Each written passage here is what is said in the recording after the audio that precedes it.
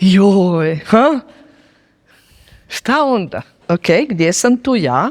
Da. E sad, ono što se može desiti da u tom konkretnom zadatku, ajmo reći zadatku, cilju, vas stvarno nema. Drugim riječima, niti vam je to zanimljiva akcija, ne, nešto se treba odrediti, ali svejedno vaš zadatak. Kako ćete onda?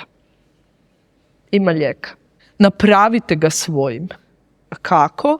Povežite s nečim što je, na što taj cilj utječe. Daću primjer, ne mora biti to. Jel volite općenito posao koji radite? Ste zadovoljni, sretni na poslu koji radite? Nadam se da je kod svih odgovor da. Okay. Ako je da, onda prihvatite da je izvršenje tog zadatka dio vašeg posla koji volite. I vrijednost tog zadatka mjerite, on mi omogućuje da i dalje budem na tom poslu. Ali poduzmite to razmišljanje, nemojte ga uzeti zdravo za gotovo.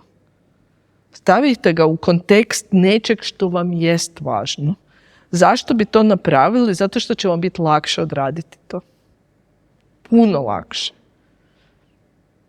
Jedini način da ja odradim različite administrativne zadatke vezane uz moj posao, a ima ih, je ovo tu.